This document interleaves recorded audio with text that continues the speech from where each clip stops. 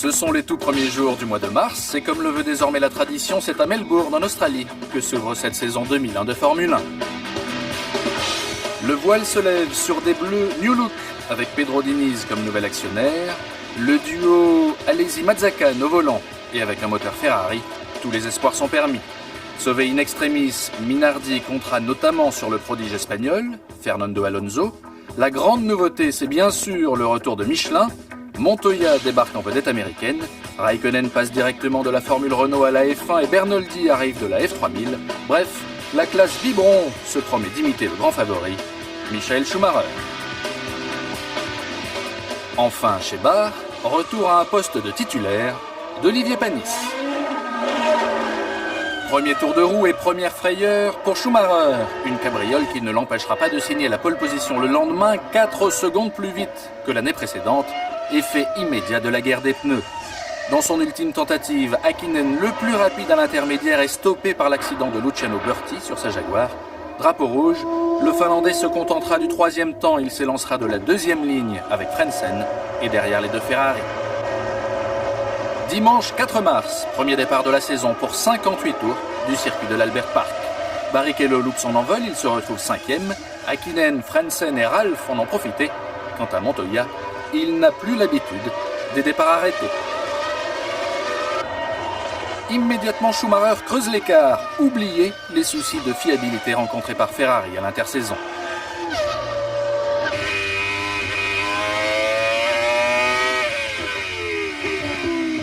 Troisième, Frentzen est dans le rythme. Quant au 3e tour, Barrichello fait le ménage et l'Allemand de Jordan Honda en sera quitte pour une belle colère et une course-poursuite.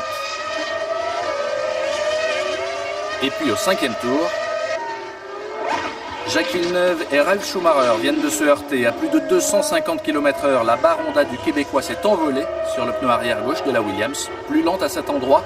Le choc est d'une extrême violence, mais les pilotes sont indemnes grâce aux normes de sécurité modernes, notamment la cellule de survie qui équipe les monoplaces. Hélas, les commissaires de piste, eux, sont souvent exposés. L'un d'entre eux a été percuté de plein fouet par une roue arrachée à la voiture de Villeneuve. La course est neutralisée pour permettre son transfert à l'hôpital. Il y décédera peu après.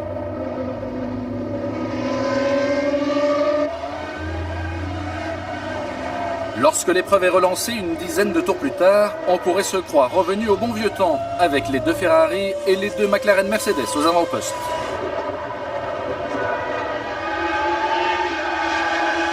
Cette saison 2001 marque le retour, pas encore officiel, de Renault, qui a racheté l'écurie Benetton et recruté Jenson Button. Hélas pour lui, ses mécaniciens ont travaillé hors délai sur la grille. Pénalité. Juan Pablo Montoya dans ses œuvres.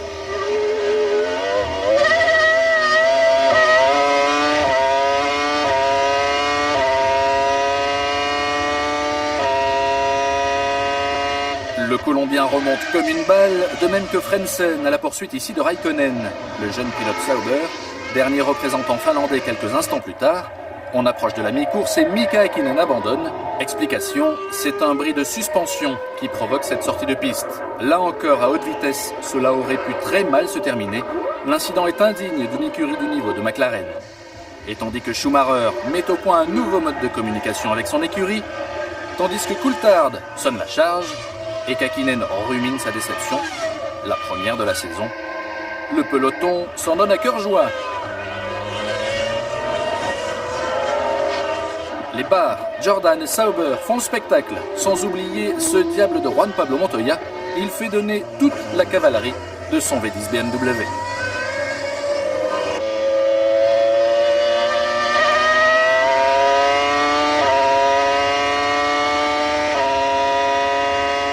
« 34e tour, Coulthard a enfin réalisé la jonction avec Barrichello et il passe en force une Ferrari déréglée par la touchette avec Frentzen en début de course.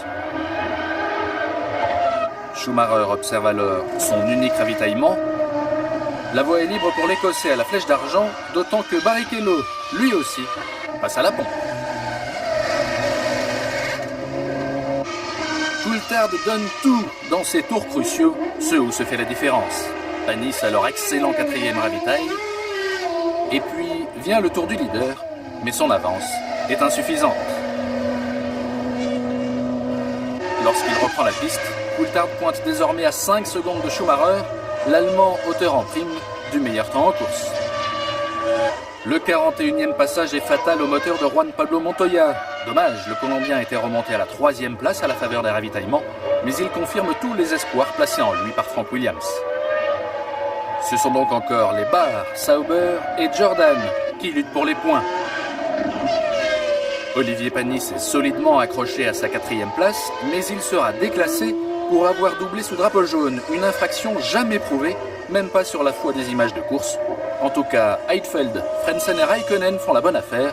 Le débutant finlandais inscrit son premier point en F1 quand Schumacher empoche sa 45e victoire. Coulthard termine à 1 seconde 7. Les deux hommes ne le savent pas encore, mais leur duel à distance a commencé.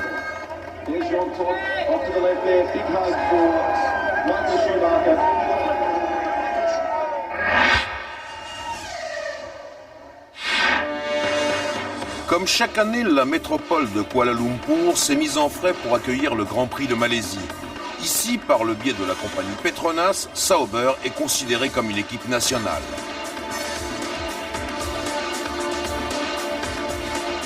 Un tour du circuit de Sepang en petite foulée pour Alési, c'est le meilleur moyen de s'adapter à la température caniculaire, en moyenne au-dessus de 30 degrés à l'ombre. Irvine et Villeneuve prennent de l'avance. Samedi après-midi, les qualifications sont particulièrement acharnées. Elles mettent aux prises Ralf Schumacher et son frère Michael, une Williams BMW contre une Ferrari.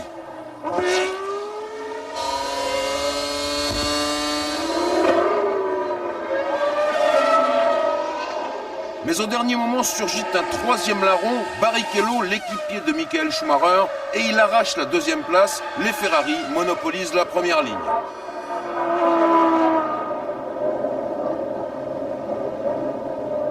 Dimanche, la grille de départ et une Benetton Renault n'a pas trouvé sa place, c'est Fisichella, la procédure est annulée.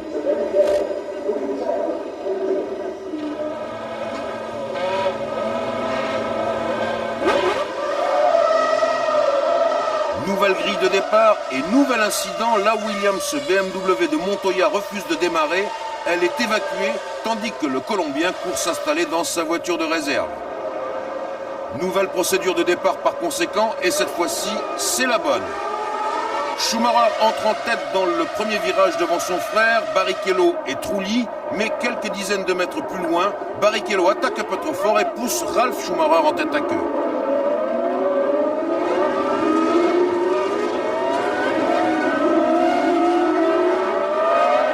Deuxième tour, un moteur qui fume, c'est la barondade de Panis et soudain c'est l'explosion. Panis met pied à terre, mais il a laissé des litres d'huile sur la piste. Les deux Ferrari surgissent et instantanément elles partent dans le décor. Barrichello repartira en 3e position, Schumacher sombre à la 7e place. Coup de tonnerre dans le ciel du 4e tour, un orage diluvien s'abat aussitôt sur Sepang et noie le circuit. C'est la ruée dans les stands et la voiture de sécurité doit entrer en fonction car sur la piste, c'est la débandade générale. Montoya, Heidfeld, Trulli, mais aussi Bernoldi et Villeneuve sont sur le sable. Barrichello s'est arrêté pour changer de pneu, mais la Scuderia Ferrari n'est pas prête et derrière Barrichello qui perdra plus d'une minute, Schumacher s'impatiente. Les deux Ferrari sont désormais 10e et 11e. La voiture de sécurité s'efface enfin et la course est relancée à compter du 11e tour avec Coulthard et Frentzen en tête.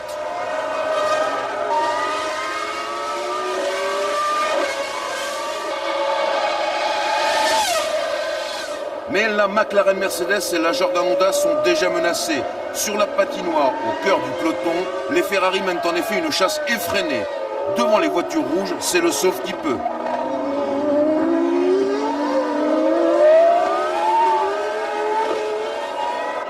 Ici, c'est Barrichello qui est le plus incisif et qui se débarrasse de Frentzen, mais Schumacher n'est pas loin. Là, c'est Schumacher qui a débordé Barrichello et qui part à l'abordage de son frère Ralf. Hakkinen lui aussi est obligé de céder. La Ferrari de Schumacher surfe littéralement sur la vague et celle de Barrichello aussi.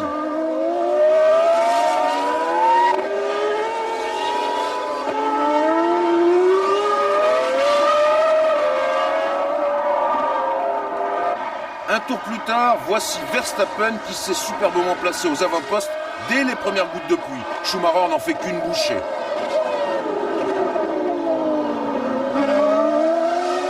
Et au 15e tour, il ne reste plus que Coulthard sur la route de Schumacher. La Ferrari se débarrasse de la McLaren Mercedes dans la foulée. Et puis la deuxième Ferrari passe également.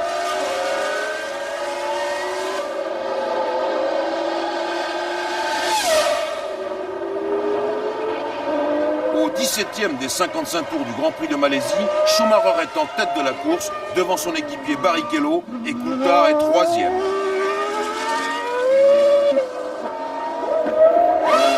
Au passage suivant, Häkkinen donne le signal des ravitaillements parmi les écuries de pointe. Il repartira en pneus secs, tout comme Barrichello. L'orage n'est plus qu'un mauvais souvenir. Ralf Schumacher et Frentzen en profitent pour hausser le ton. 25e tour, Coulthard ravitaille. À l'inverse d'Hakkinen et de Barrichello, il n'effectuera qu'un seul arrêt. 27e passage, c'est la mi-course et Schumacher va attendre encore 3 tours pour faire le plein. Comme Coulthard, il est dans une stratégie à un seul arrêt.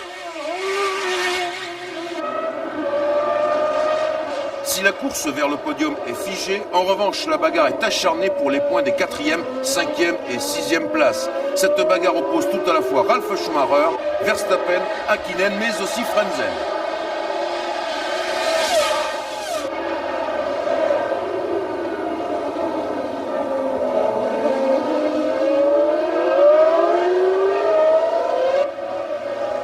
Et lorsque Verstappen s'arrête pour un dernier ravitaillement, Frentzen est libéré, sa 4e place est confirmée. Derrière lui, Ralf Schumacher est 5e et Häkkinen 6e. Barrichello assure le doublé pour la Scuderia Ferrari. Coulthard montera sur la 3e marche du podium. Et le grand vainqueur du jour est Michael Schumacher qui emporte son 2e succès consécutif depuis le début de la saison. Champagne!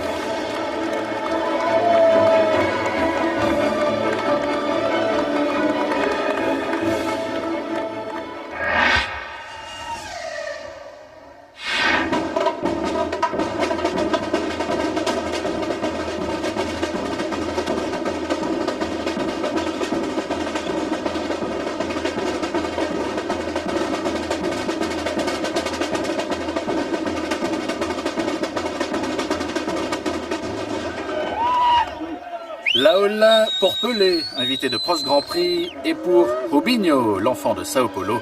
Le public du Grand Prix du Brésil n'a Dieu que pour ses enfants. Pourtant, Barrichello ne s'élancera que de la 3e ligne sur la grille de départ, et c'est une autre famille qui fait des siennes. Pour la première fois, 2 frères monopolisent la première ligne, Michael devant Ralf, nouveau record du circuit à la clé. Même si sa machine présente un nouvel aileron avant, censé la rendre plus efficace, Häkkinen doit s'incliner, il rend 4 dixièmes à la Ferrari du triple champion du monde. Celui-ci signe sa 35e pole position, la 140e de la Scuderia, et il n'oublie pas d'étudier de près la machine de son cadet, on ne sait jamais. Dimanche, premier coup de chaud pour le public d'Interlagos avant même le départ. Barrichello est en panne, chute de pression d'essence lors du tour de mise en grille. Le Brésilien pique un sprint, il ressortira des stands sur le mulet 15 secondes avant leur fermeture.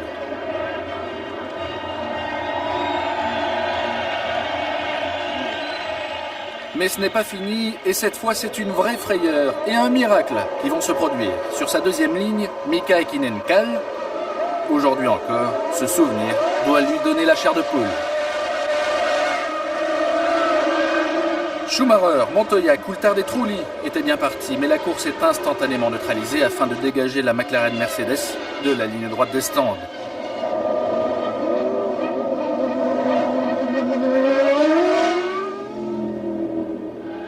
Un tour plus tard, nouveau départ, lancé celui-là, et Montoya déboîte instantanément Schumacher. C'est magnifique, c'est pour cette audace que Williams a été chercher le Colombien aux États-Unis, et ça se passe dans l'ES de Senna, tout un symbole. Pas le temps de souffler que l'autre Ferrari harponne la 2e Williams. Barrichello, déconcentré, s'est complètement loupé. Son Grand Prix national s'arrête là. Patiemment, Montoya contrôle Schumacher. C'est d'autant plus remarquable que la Williams ne doit effectuer qu'un seul arrêt contre 2 à la Ferrari. Chez Barre, Villeneuve a pris un excellent départ, mais il s'arrête déjà à son stand, au 12e des 71 passages, alors que Panis, lancé dans une remontée météorique, est déjà dans les points. Il a notamment doublé les 2 Sauber. Côté Williams, Ralph a repris la piste avec une monoplace réparée, mais il est dernier. L'écurie occupe donc les 2 extrémités du classement. Olivier Panis dans ses œuvres, en dépassant Trulli, le voici 4e. 25e tour, Schumacher observe le premier de ces 2 ravitaillements prévus. Montoya, sur une stratégie différente, peut donc souffler un peu. En tout cas, avec Panis qui stoppe ici également, le Colombien est le grand animateur de la course à sa façon, c'est-à-dire spectaculaire. Spectaculaire aussi sera son élimination au 38e tour. Cette fois, c'est Verstappen qui percute Montoya au freinage, après un dépassement qui semblait anodin. C'est le 3e accrochage similaire d'une Williams cette année. Ça commence à faire beaucoup. Même éliminé, Montoya conservera son calme. Il a déjà démontré de quoi il était capable. Du coup, c'est Coulthard qui lui aussi avait prévu un seul arrêt qui se retrouve en tête. De peu, de très peu, l'Écossais conserve le commandement après son ravitaillement au 40e tour. La course est-elle jouée? Pas du tout, car voici la chuva, la verse brésilienne. Commence alors une nouvelle partie de stratégie et de manivelle. Cacophonie à la radio chez Barre, embouteillage au stand, Panis y perdra des chances de podium au bénéfice de Frentzen. Schumacher a chaussé des pneus intermédiaires, un tour plus tôt que Coulthard. C'est largement suffisant pour prendre la tête. Mais même les plus grands peuvent commettre des erreurs. Une roue extérieure sur la bande blanche, la Ferrari part en glissade sous le déluge, sans rien toucher. Et Schumacher conserve sa première place. Avertissement sans frais, et à 20 tours de la fin, au volant d'une flèche d'argent plus efficace, Coulthard porte une attaque magnifique, et il prend la tête. Tarso Marquez s'en souvient encore. Explication franco-française à ce moment-là pour le point de la 6e place. Olivier Panis finira par s'imposer à Jean Alesi. Le calvaire de Ralf Schumacher s'arrête sur ce tête-à-queue au 55e tour. Eddie Jordan, lui, ne peut célébrer son 51e anniversaire sur un podium de Frentzen. Panne de moteur. À 6 tours de but, Fisichella s'impose à Alesi et remporte un point qui vaut cher, tandis que Panis, héroïque, règle son compte à Trulli. Il finira 4e de ce Grand Prix du Brésil. La victoire revient donc à David Coulthard, c'est la 10e de sa carrière, et elle met un coup d'arrêt à la série de succès de Schumacher. Les 2 hommes sont les seuls à être montés 3 fois sur 3 sur le podium en ce début de saison. Un podium que Nick Heidfeld gravit pour la toute première fois. Décidément, l'écurie Sauber démarre l'année en trombe. Au championnat pilote, Schumacher compte 6 longueurs d'avance sur Coulthard, 16 sur Barrichello et déjà 25 sur Hakkinen. Un gouffre.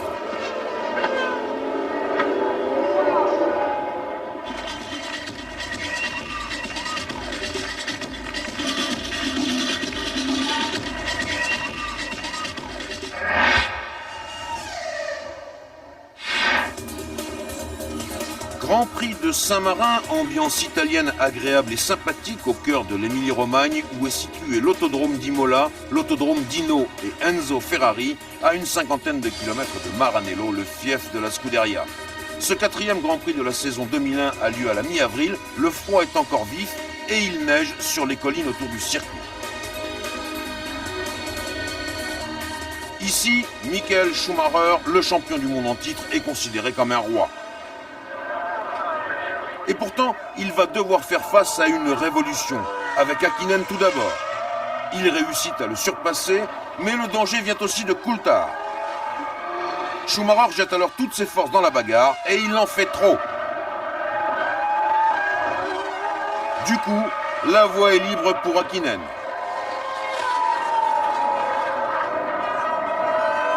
Juste avant le drapeau à damier, Ralf Schumacher effectue lui aussi une dernière tentative, 3e meilleur temps. Et c'est Coulthard qui émerge en pole position, les 2 McLaren Mercedes sont en première ligne. À droite de l'écran, Coulthard, à gauche, Häkkinen. Au signal du starter, Coulthard patine et reste sur place une fraction de seconde de trop. Ralf Schumacher monte à sa hauteur. La Williams se prend l'ascendant sur la McLaren. Le départ est déterminant et Coulthard l'a manqué. Ralf Schumacher est en tête du Grand Prix de Saint-Marin. Il précède Coulthard, Trulli, Häkkinen, Michael Schumacher, Montoya, Panis et Barrichello. Derrière Trulli qui mène le groupe de chasse, la bataille est rude et Barrichello est déchaîné. Le Brésilien commence par déborder son équipier Schumacher. Puis il attaque Panis et s'en débarrasse aussitôt.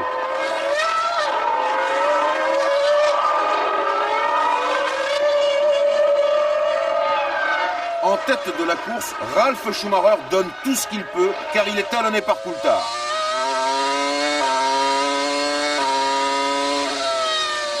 A l'inverse, et au grand désespoir du public, son frère aîné est dans les difficultés. Crevaison pour la Ferrari à l'avant-gauche, voilà un adversaire de moins pour Ralf Schumacher. Ravitaillement et changement de route pour Schumacher qui a dégringolé en 13e position. C'est le signal de la deuxième vague de ravitaillement et Trulli passe par les stands au 24e tour. Au passage suivant, Schumacher rentre pour mettre pied à terre. Les freins de la Ferrari sont endommagés. Meilleur tour pour Ralf Schumacher qui prend encore de l'avance. Alors que dans les stands, c'est la cohue avec Montoya, Panis et Coulthard entre autres. En vérité, ils veulent tous prendre l'avantage sur Trulli qui les a copieusement bouchonnés pendant son premier relais. Ayant compris la leçon, Montoya force le passage sur Trulli.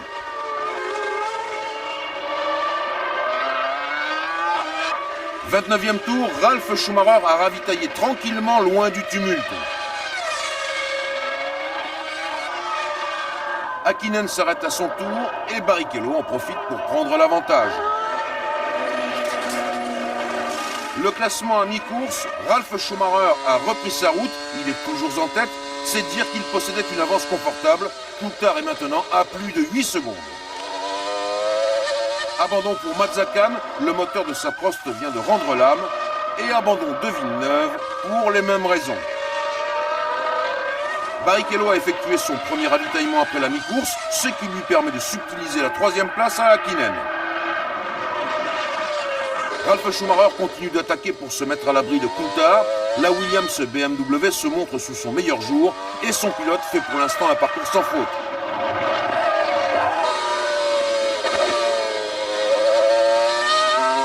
« 45e tour, Coulthard donne le signal de la deuxième vague de ravitaillement. Ralf Schumacher fait la même chose au passage suivant. Et Häkkinen également. Barrichello a attendu le 47e tour et il repart en 3e position.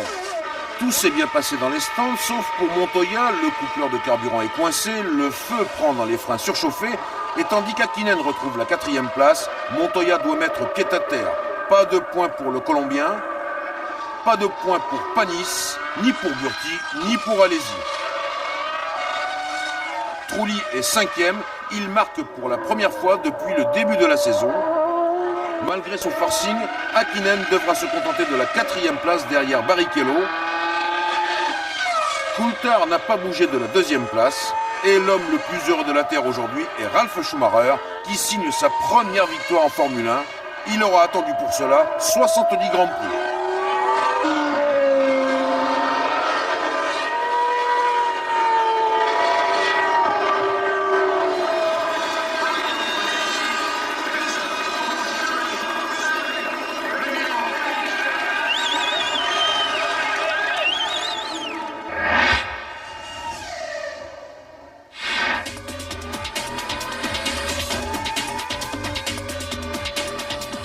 La 5e manche de la saison à Barcelone marque une étape importante, le retour des aides électroniques au pilotage, anti-patinage et système de lancement automatique. Ferrari avait voté contre en début d'année pour tirer profit d'une autre technique similaire et légale. Désormais, tout le monde applique la même recette avec une interrogation. Quelles conséquences sur la hiérarchie? La réponse vient très vite et dès la séance de qualification, les McLaren, Mercedes et les Ferrari dominent toujours les débats. Coulthard s'empare du meilleur temps, Schumacher lui répond. Häkkinen s'en approchera à quelques millièmes en ayant un comble, débranché son système d'antipatinage.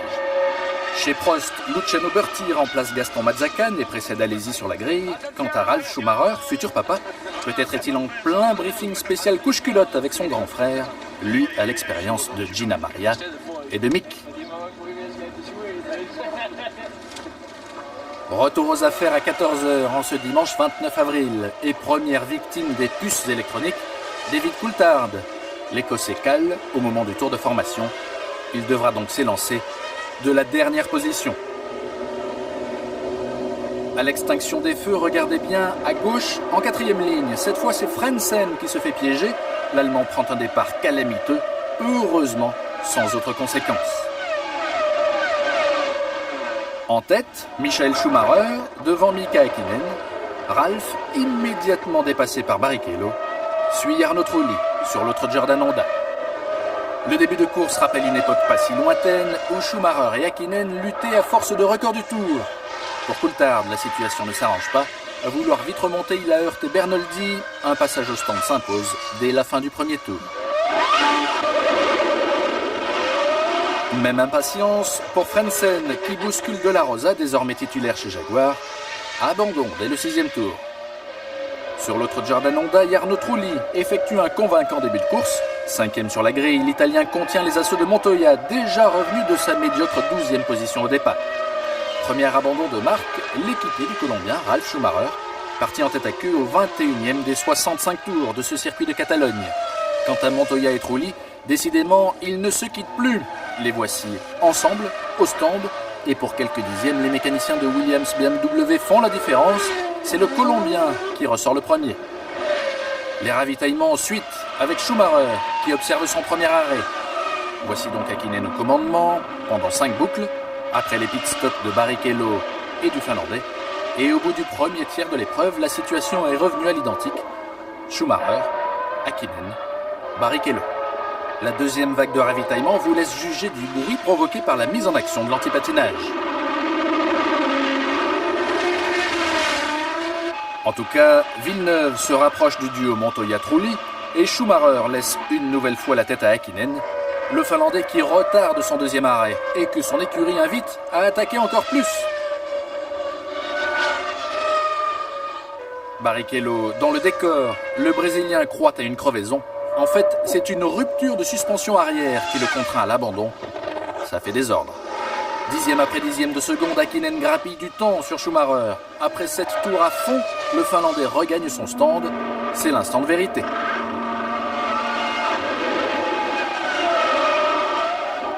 Et quand Häkkinen ressort, Schumacher est derrière. L'Allemand doit composer avec un mauvais train de pneus. Il baisse la cadence, il tourne entre une demi-seconde et 1 seconde 5 moins vite que son rival.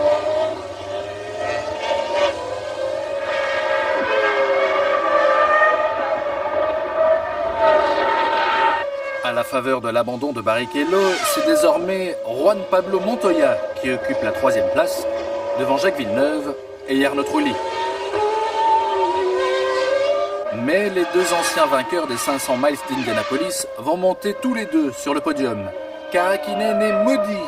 Cette malchance noire qui le poursuit depuis le début de saison l'accable une nouvelle fois. Dans le dernier tour, à quelques kilomètres du drapeau à damier, son embrayage explose. Moteur en feu, Häkkinen voit ses espoirs de victoire partir en fumée. Schumacher recueille un succès inespéré que pudiquement, il célébrera dans le calme.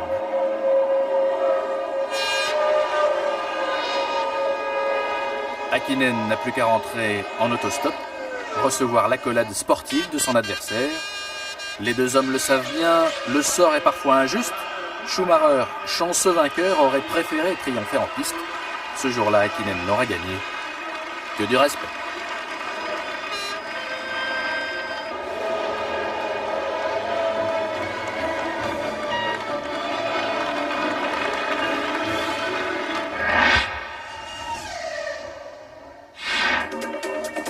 Grand Prix d'Autriche à Spielberg, le tracé du circuit est rapide mais surtout très technique et les fautes y seront très nombreuses tout au long des essais.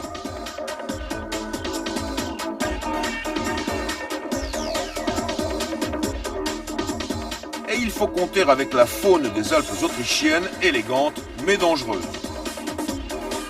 À l'heure des qualifications, McLaren, Mercedes et Ferrari se retrouvent face à face, mais pour la Scuderia, Schumacher domine très largement le sujet. Pour le champion du monde, la tête de pont de l'opposition s'appelle Juan Pablo Montoya, dont la Williams BMW est la seule machine qui peut approcher les performances des Ferrari. Rien ne va plus pour les McLaren Mercedes qui vont être relégués en 7e et 8e position sur la grille. Équipier de Montoya, Ralf Schumacher obtient la 3e place seulement à la suite de cette petite erreur. Montoya est content, Barrichello aussi, et Michael Schumacher est en pole position pour la 5e fois de la saison. À droite de l'écran, Schumacher, à gauche, Montoya, dont c'est la meilleure qualification cette saison.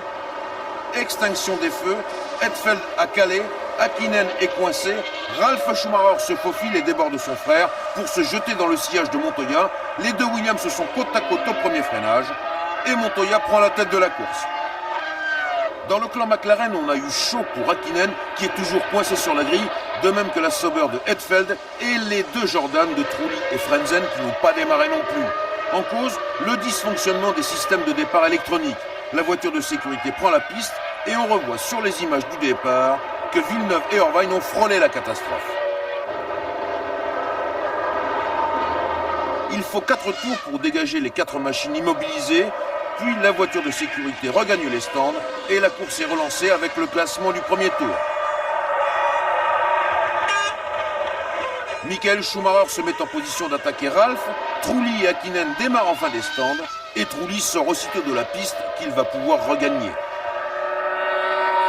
Meilleur tour pour Verstappen, mauvaise nouvelle pour McLaren car Häkkinen renonce. Derrière Schumacher, freiné par les deux Williams, Barrichello commence à s'impatienter. Villeneuve et Irvine se tutoient, Villeneuve part en tête à queue, c'est le début d'un duel qui va durer longtemps. Dans le groupe de tête, Ralf Schumacher est en difficulté avec ses freins. Les deux Ferrari débordent instantanément la Williams. Et voilà Montoya talonné par Schumacher, Barrichello et Verstappen. Montoya ferme un peu la porte. Schumacher essaie de passer à l'extérieur mais sans succès. Un tour plus tard, nouvelle attaque de la Ferrari sur la Williams qui ferme encore la porte. Ça ne passe toujours pas, mais Montoya est visiblement aux abois.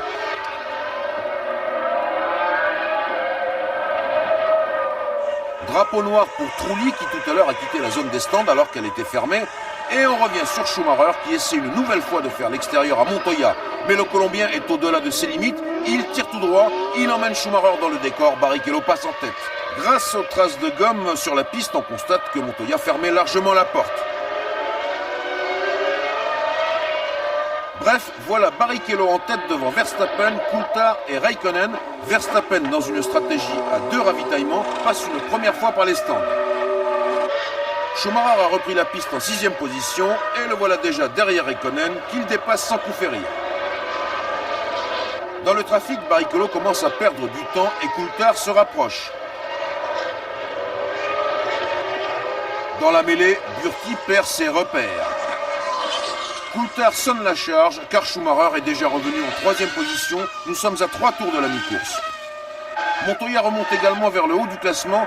Ici, il s'attaque à Panis qui est en 5e position, mais c'est pour renoncer quelques kilomètres plus loin en panne d'hydraulique.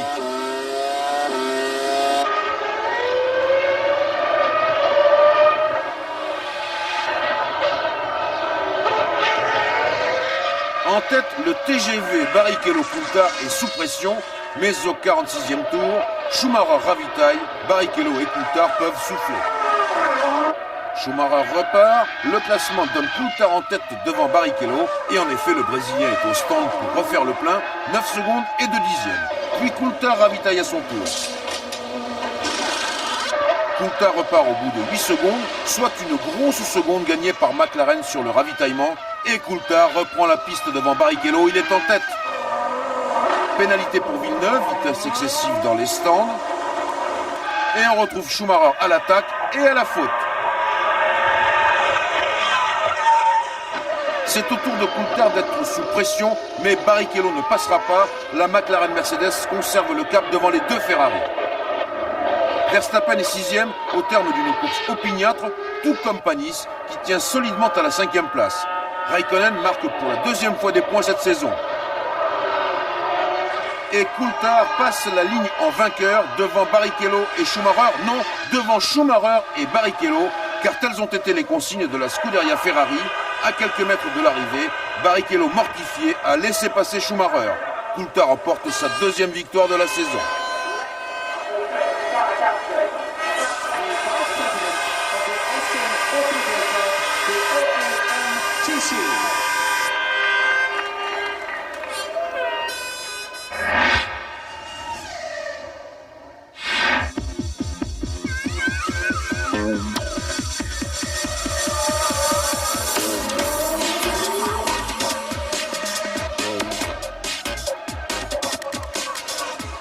Monaco, son port, son luxe et son Grand Prix, le plus mythique de tous, celui qu'il faut avoir remporté au moins une fois. En principauté, la séance de qualification 2001 sera un cru exceptionnel, pas moins de 10 changements de pole position, avec notamment les Häkkinen, Schumacher et Coulthard, l'Écossais qui fixe un nouveau record, 2 secondes plus vite que le précédent. À Monaco, il n'y a pas de dégagement. Grande est l'inquiétude au sujet du départ après les récents cafouillages des systèmes électroniques. Alors après les séances, chacun peut simuler la procédure et la FIA laissera le choix de s'élancer dimanche en mode automatique ou manuel.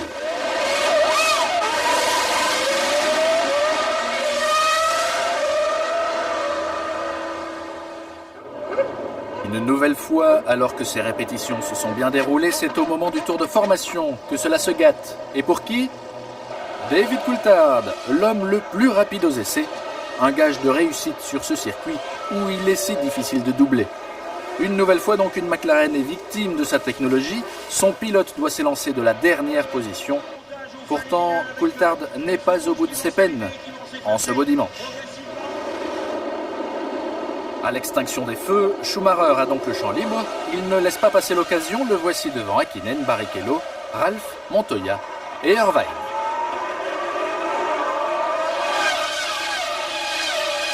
Monaco, c'est un grand prix de vitesse, bien sûr, avec un côté endurance. 78 tours entre les rails, et l'erreur se paie cash.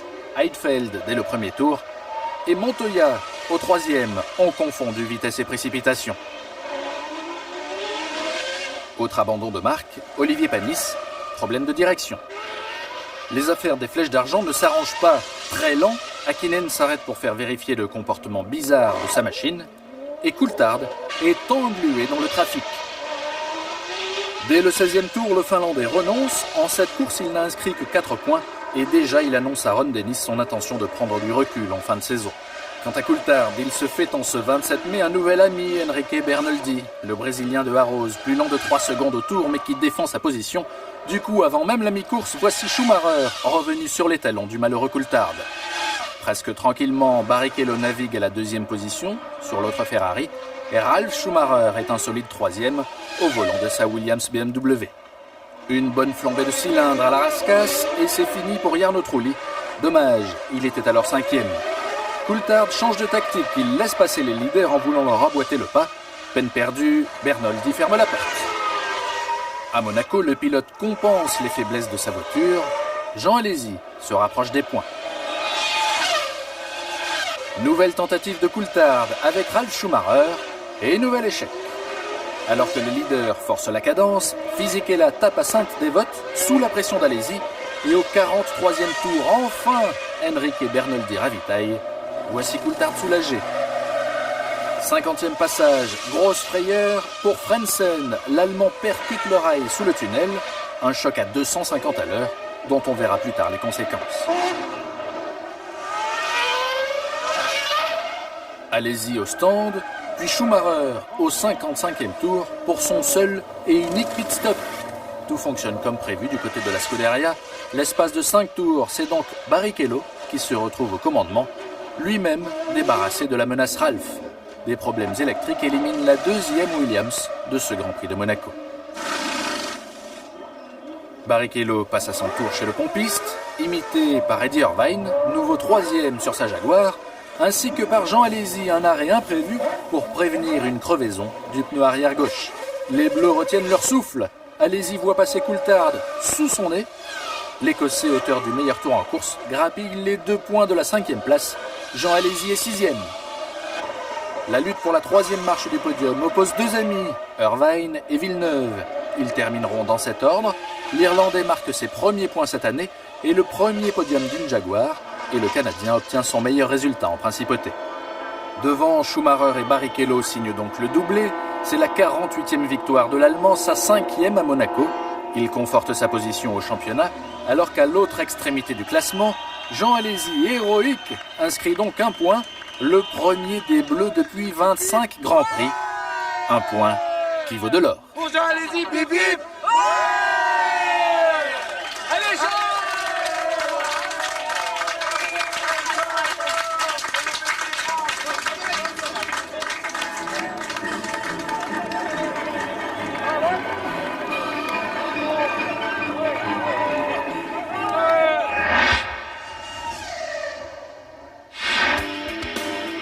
Au milieu de la saison, le Canada constitue une escapade classique et incontournable des Grands Prix dans les territoires de l'Amérique du Nord.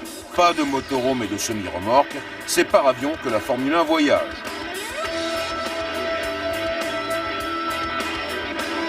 Dès les essais, les frères Schumacher ont l'occasion de se mettre en évidence, mais au cours des qualifications, c'est tout d'abord Barrichello qui pulvérise sa Ferrari dans le mur à la hauteur de l'entrée des stands. Drapeau rouge pour évacuer la voiture et mulet pour le Brésilien. À la reprise, sur l'autre Ferrari, Schumacher effectue un tour absolument stupéfiant qui lui confère la pole position. Quelques minutes plus tard, Hetfeld part à la faute au même endroit que Barrichello et c'est un autre drapeau rouge. Vous avez noté que sur le mur, il était écrit « Bienvenue au Québec ».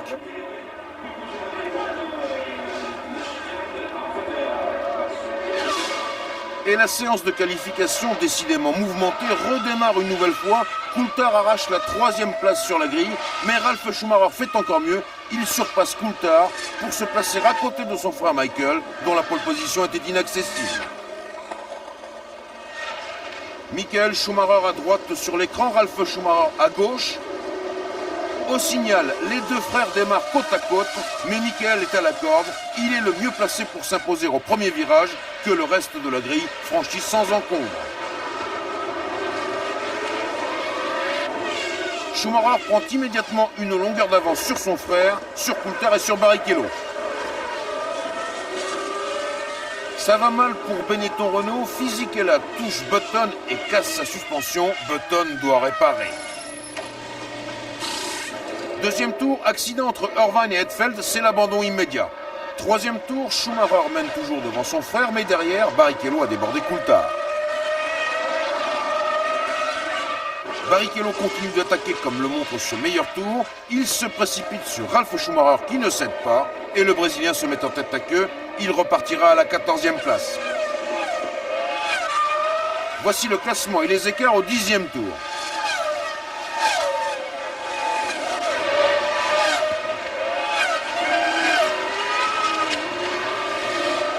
Tout va bien pour Ferrari et pour Williams qui mènent un train d'enfer en tête de la course.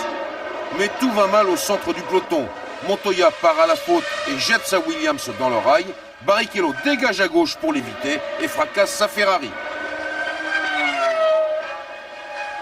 Il reste 48 tours à couvrir et la voiture de sécurité va démarrer, le temps de rendre la piste praticable. En attendant, le classement a évolué.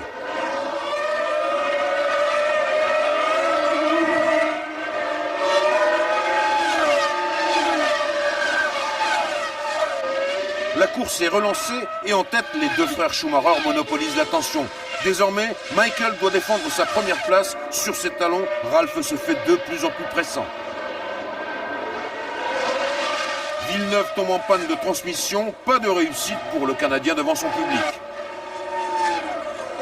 Olivier Panis et Jean Alesi ravitaillent quelques tours après la mi-course. Ils sont pour l'instant hors d'un classement dans les points. Devant, les 2 frères Schumacher sont toujours à couteau tiré, Michael imperturbable et Ralf en ébullition. 42e tour, ravitaillement de Coulthard. 46e tour, ravitaillement de Michael Schumacher. Et Ralf Schumacher est en tête, il est enfin libéré. Il donne tout ce qu'il peut sur 4 tours avant de se précipiter dans les stands pour refaire le plein. La Ferrari de Michael se profile à l'horizon. Ralf relance sa Williams et repart des stands au nez et à la barbe de son frère aîné, largement derrière. La manœuvre a réussi, Williams BMW a surclassé Ferrari. La comparaison des temps ne laisse aucun espoir à Michael Schumacher, son frère est le plus fort. Raikkonen peut encore rapporter des points à Sauber Petronas. Beaucoup de tension dans l'équipe Prost-Acer, car Alesi est en 7e position, toujours à la porte des points. Dernier coup de théâtre de ce Grand Prix du Canada qui n'en a pas manqué. Coulthard explose son moteur. Trulli renonce en panne hydraulique à 6 tours de l'arrivée. Et Verstappen part en tête à queue à 2 tours du drapeau à damier. Devant, pas de changement, Ralf Schumacher emporte la 2e victoire de sa carrière. Michael Schumacher se contente de la 2e place, mais Coulthard ayant renoncé, il accroît son avance au championnat. Hakkinen profite de la 3e marche du podium. Alain Prost attend Jean Alesi et les points de la 5e place, les voilà, et c'est la joie chez les Bleus. Devant le vainqueur, les commissaires se prosternent, et cette victoire du cadet des Schumacher peut changer la face du championnat.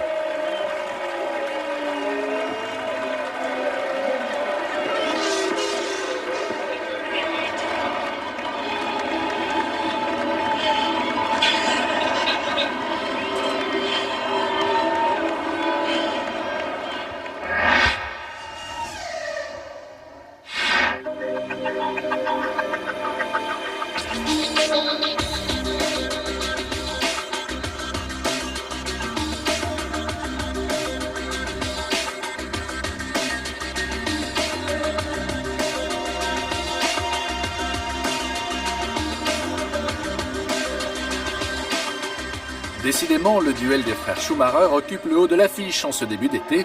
Qui plus est, ce Grand Prix d'Europe, 9e manche de championnat, se joue chez eux en Allemagne, sur la piste du Nürburgring.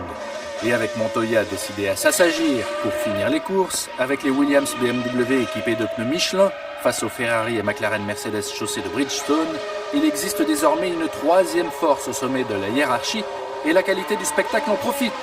Illustration dès les qualifications, une nouvelle fois remportée par Michael Schumacher, mais de haute lutte.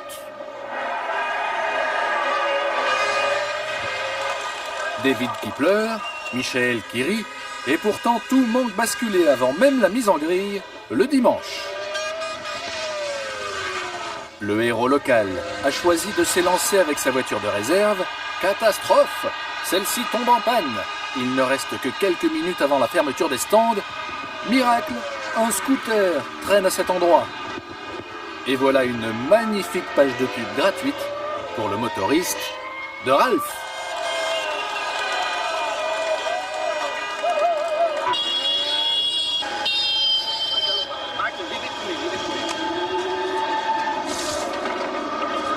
Pour la 3e fois de la saison, les deux frères sont côte à côte en première ligne et cette affaire de famille commence à se régler dès le départ que le pilote Ferrari prend de façon autoritaire, voire brutale.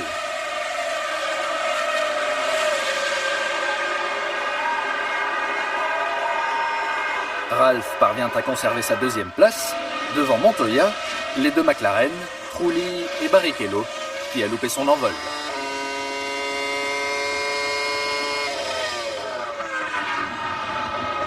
Si l'aîné des Schumacher aligne les tours les plus rapides en ce début de course, c'est parce que lui et Ross Brown ont bien identifié la menace.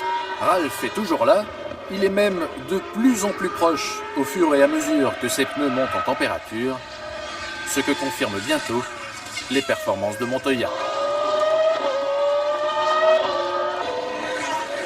Comme au Canada 15 jours plus tôt, Ralf commence à montrer le bout du capot et une nouvelle fois Hakkinen est à la peine. Durant ce premier tiers de course, l'écart n'excède plus la seconde entre les deux frères, alors leurs écuries respectives se préparent à entrer en action. Et voici ce 28e tour qui fera couler tant d'encre. Ralf va rentrer, alors Michael, qui le surveillait dans ses rétros, plonge aussi dans les stands. Les ravitaillements s'effectuent sans problème, et les deux hommes ressortent dans le même ordre. Sauf que Ralf va empiéter sur la ligne blanche en rejoignant la piste. C'est sans danger, mais pas sans conséquence.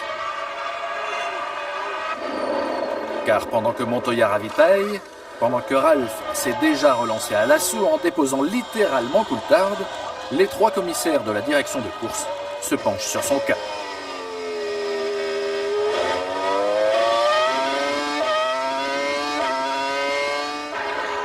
S'entraîner, Montoya rejoint Coulthard, le Colombien attaque, l'Écossais défend, lui qui, comme son équipier chez McLaren Mercedes, a une stratégie à un seul arrêt. Häkkinen stoppe au 33e passage, Coulthard au 38e. Une minute plus tard, c'est Ralph qui observe donc une pénalité de 10 secondes, sanction bien trop sévère au regard de l'infraction. Certes, l'Allemand avait mordu sur la ligne blanche, mais personne n'arrivait derrière et cette application stricte du règlement décapite purement et simplement la course. C'est donc Montoya qui part en chasse de Schumacher. En tournant de plus en plus vite, il signera d'ailleurs le meilleur tour en course. Lui aussi sur une stratégie à un arrêt, Barrichello l'observe au 44e passage, tandis que le malheureux Häkkinen concède un tour au leader. Si chez Mercedes on ne sait plus quoi penser, côté Ferrari et Williams on n'a pas le temps de se perdre en conjectures. 50e tour, voici Schumacher et Montoya ensemble au stand, il reste 17 boucles à parcourir. C'est en fait Ralph qui une nouvelle fois fait la mauvaise opération lors de son ultime ravitaillement, en cédant la 3e place à Coulthard. Quant à Barrichello, cette figure, à quelques kilomètres du but, aurait pu lui coûter sa 5e position. En s'imposant chez lui, Schumacher n'est plus qu'à 2 longueurs du record de victoire détenu par Alain Prost. Montoya, 2e, égale son meilleur résultat. Et Coulthard, qui complète le podium, voit s'envoler son rival dans la course titre. Olivier Panis, qui fêtait son 100e Grand Prix, ne l'a pas terminé. Et Ralph a pour seule consolation la prolongation de son contrat.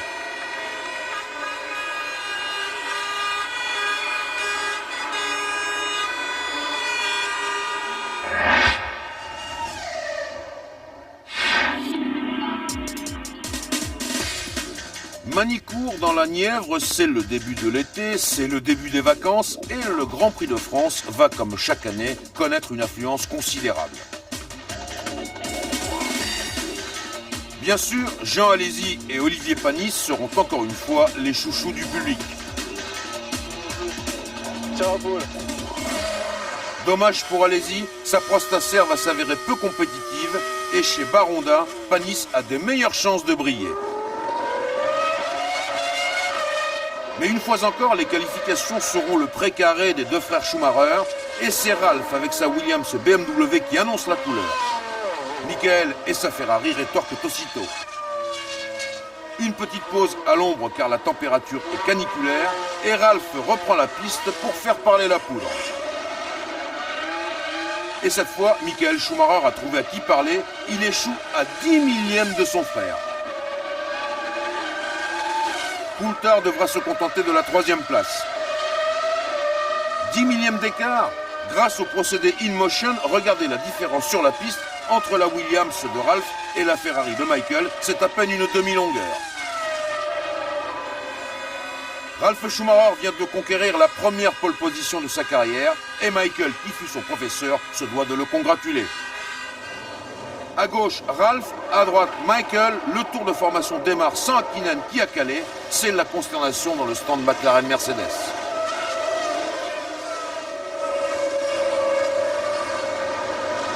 Derrière la Ferrari, la place d'Häkkinen reste vacante. Extinction des feux rouges et Ralph Schumacher démarre impeccablement, suivi par son frère qui a du mal à contenir Coulthard. Ralph Schumacher, Michael Schumacher, Coulthard, Montoya, Barrichello, Frentzen, c'est l'ordre des premiers tours.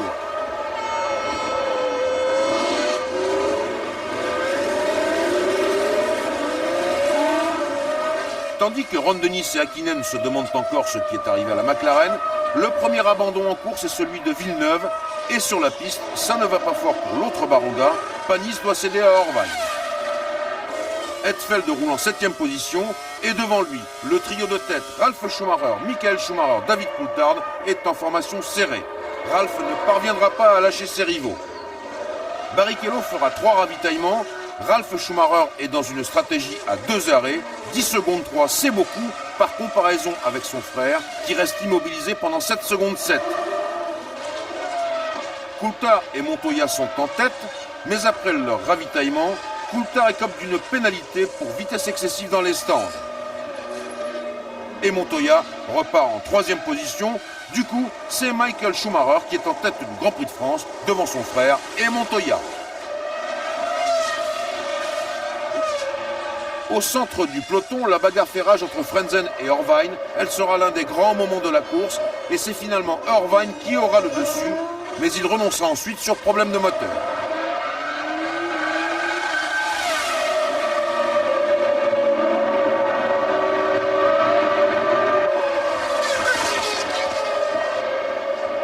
« 44e tour, 2e vague de ravitaillement, c'est en quelque sorte la routine pour les hommes de tête.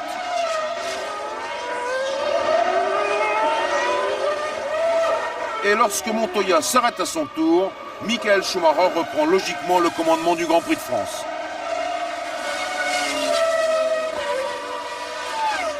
« 53e tour, Montoya renonce, moteur cassé. Les supporters de Michael Schumacher attendent sa 50e victoire. Elle est quasiment assurée, comme le dit Miodrag Couture, le panoteur de Michael. Position 1, 15 secondes 6 d'avance sur Ralph, reste 8 tours. Après l'abandon de Montoya, Coulthard est revenu en 4e position devant Trulli. Michael Schumacher passe en vainqueur sous le drapeau à damier. Il compte désormais 31 points d'avance au championnat devant Coulthard. Il vient d'accomplir un pas décisif vers son 4e titre mondial.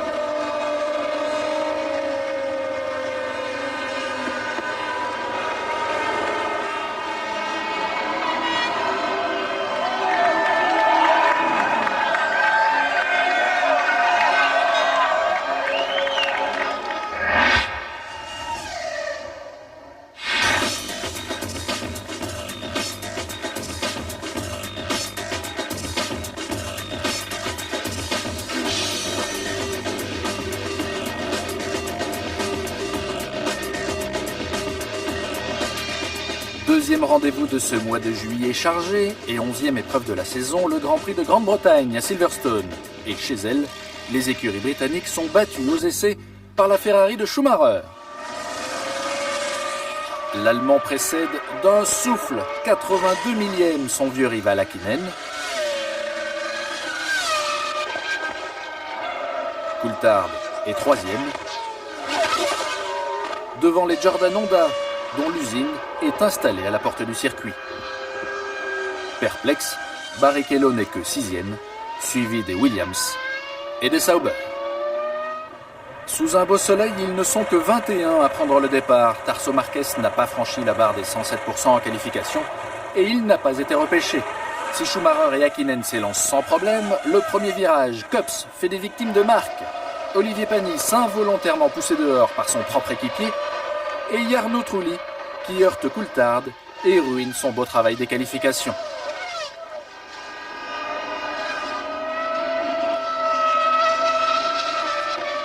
David Coulthard d'ailleurs n'ira pas beaucoup plus loin, 3 tours exactement. Déjà relégué en queue de peloton par sa touchette du départ, il sort de la piste, la suspension de sa monoplace a cédé. Pour l'Écossais, le titre mondial s'éloigne un peu plus. Du coup, dès cet instant, Schumacher peut assurer. D'abord parce que Häkkinen n'est plus en lice pour le championnat, ensuite parce que leurs stratégies sont différentes, enfin car le Finlandais est dans un grand jour. Au 5e tour, Häkkinen prend donc le commandement et il va creuser l'écart au rythme d'1 seconde au tour. Derrière Montoya qui se maintient à la 3e place, le peloton est compact. On y trouve Barrichello, Ralph, les deux Sauber, Frentzen et Jacques Villeneuve à l'attaque pour se racheter de sa bévue du départ. Fin du 17e tour, à déjà plus de 20 secondes de l'homme de tête. Montoya se blottit sous l'aileron de Schumacher.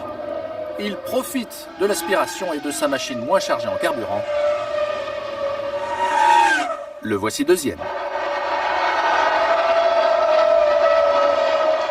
Mika Häkkinen s'est bâti une telle avance lors de ce relais qu'il peut envisager sereinement le premier de ces 2 arrêts. Il l'effectue au 21e des 60 tours. Bien sûr, Montoya prend la tête, mais très provisoirement, lui aussi doit s'arrêter à 2 reprises.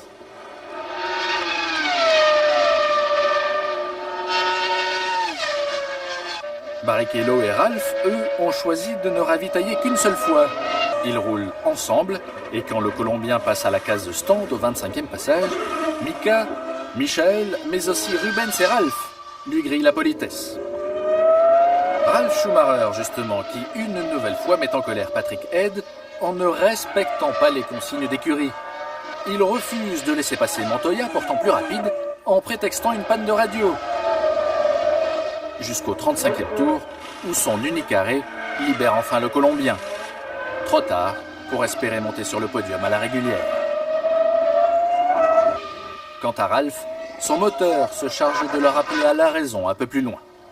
39e tour, deuxième arrêt de Mika Häkkinen. Sans problème, le Finlandais ressort en tête. C'est ce même instant que choisit Schumacher pour refaire le plein et chausser des pneus neufs. Il laisse donc provisoirement passer Rubens Barrichello et Juan Pablo Montoya, qui décidément ne se quittent pas, du moins jusqu'à l'arrêt du Colombien. Une nouvelle fois, Jordan Honda déçoit. Performante en qualification, les voitures jaunes ne concrétisent pas en course. Frentzen échoue à la porte des points, alors que dans le même temps, Sauber place ses deux machines dans le top 6 et conforte sa 4e place au championnat des constructeurs. 3e écurie au classement, Williams BMW, même si Montoya échoue au pied du podium. Il est précédé donc par les deux Ferrari et par Mika Häkkinen, brillant comme au plus beau jour. C'est la première victoire du Finlandais à Silverstone, mais aussi et surtout la première cette saison. Il a fallu attendre 11 courses pour y parvenir. Au championnat pilote, Schumacher compte désormais 37 longueurs d'avance sur Coulthard, à 6 épreuves de la fin.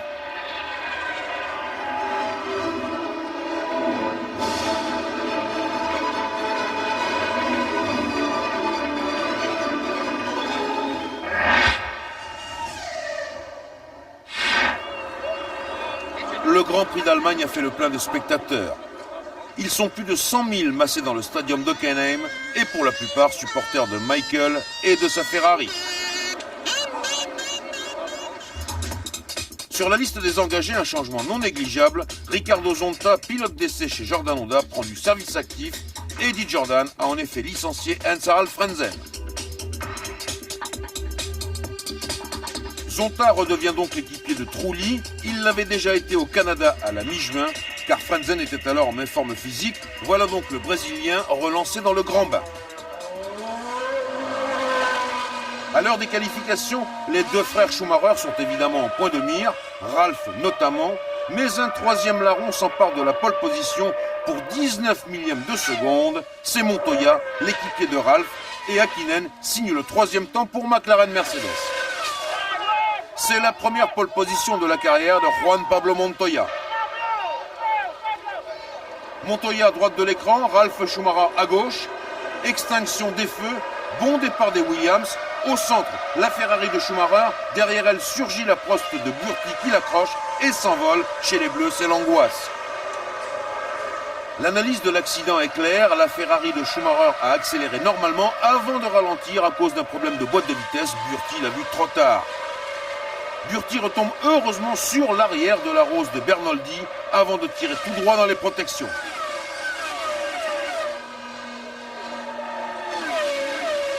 La voiture de sécurité démarre immédiatement, mais Dieu merci, personne n'est blessé. Schumacher réconforte Burti. Finalement, le drapeau rouge est déployé et la course interrompue car il y a trop de débris sur la piste.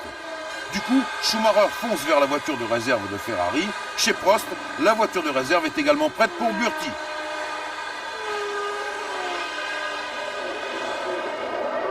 Nouvelle procédure de départ. Extinction des feux rouges.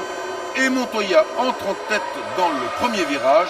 Devant Ralph Schumacher, Häkkinen et Coulthard. Michael Schumacher est à l'intérieur. Aussitôt, les Ferrari passent à l'attaque. À la première chicane, Montoya possède déjà 2 longueurs d'avance, tandis que dans le peloton, De La Rosa percute Hetfeld. Montoya, les deux frères Schumacher, Häkkinen, c'est l'ordre du premier tour. Barrichello attaque Coulthard, mais il ne passe pas. Il faut attendre le freinage à l'entrée du stadium. Barrichello se place à l'extérieur et parvient à déborder Coulthard. Deuxième tour, les deux Williams ont déjà pris de l'avance sur la Ferrari de Schumacher. Troisième tour, Barrichello part à l'abordage d'Hakkinen et le dépasse, de Williams, de Ferrari, de McLaren. Au milieu du peloton, Zonta effectue un retour à la course plutôt mouvementé. Il accroche Verstappen et perd son aileron avant. En tête, Montoya a pris de l'avance sur Ralf Schumacher et le troisième est désormais Barrichello. Le Brésilien est dans une stratégie à 2 ravitaillements et son équipier qui fera un seul arrêt l'a laissé passer. Au premier tiers de la course, Montoya commence à rattraper des retardataires. Ici, c'est Trulli qui vient de faire un tête-à-queue en voulant résister à Panis.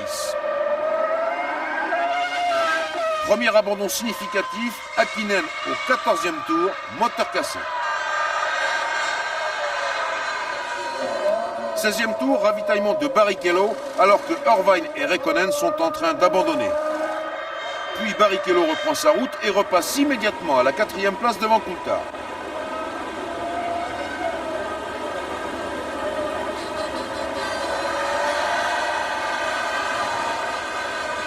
Mi-course, ravitaillement des leaders et ça se passe mal pour Montoya.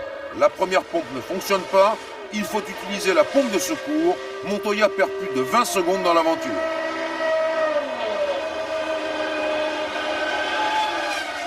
Du coup, Ralf Schumacher passe en tête du Grand Prix d'Allemagne. Alerte chez Ferrari, Michael Schumacher est au ralenti en train d'abandonner sans pression d'essence.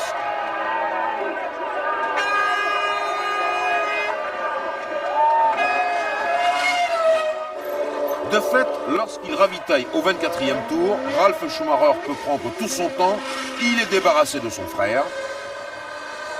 Et il est débarrassé de Montoya, moteur cassé après son ravitaillement calamiteux.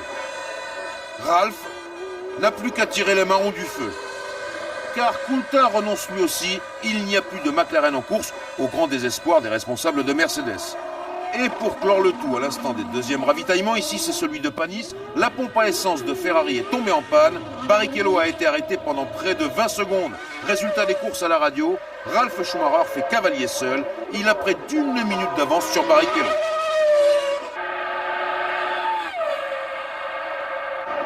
Villeneuve est à plus de 20 secondes de Barrichello, mais derrière, la course est très animée car Fisichella n'est pas loin. De même que Button, son équipier chez Benetton Renault, qui est talonné par Alesi.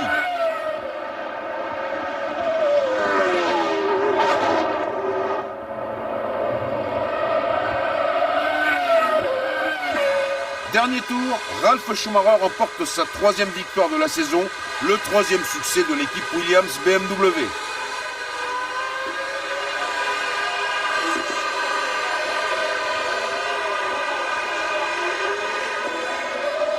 Du bord de la piste, Michael Schumacher rend hommage à son frère. Drapeau à damier pour Barrichello en 2e position. Villeneuve monte sur la 3e marche du podium après avoir résisté à Fisichella, Button et Alesi qui terminent dans les points. Avec cette victoire, Ralf Schumacher se rapproche de la 2e place du classement mondial tenu par Coulthard.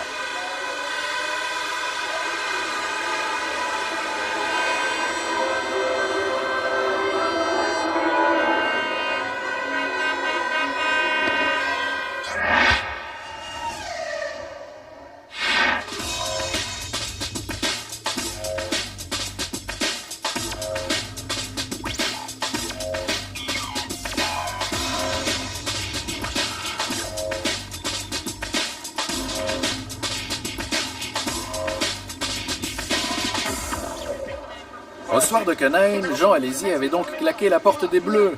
À Budapest, il retrouve l'écurie de ses débuts en F3000, Jordan. Et dans le même temps, Heinz-Harald Frentzen fait le chemin inverse. Le divorce entre Alesi et Prost est consommé, chacun en rend l'autre responsable.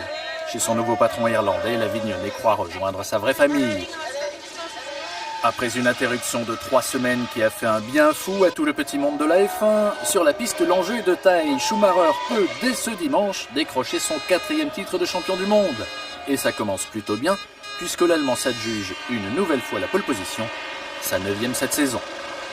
2e sur la grille, Coulthard n'a donc pas d'alternative, il lui faut précéder son rival s'il veut garder un espoir. En tout cas, ne surtout pas lui céder plus de 3 points. Hélas, l'Écossais sur la partie sale de la piste, sa mise en action est donc plus lente et Barrichello, 3e au départ, mais sur la bonne trajectoire, en profite. Voici Schumacher protégé. Suivent Ralph, Trulli et Häkkinen, le Finlandais impuissant à aider son équipier.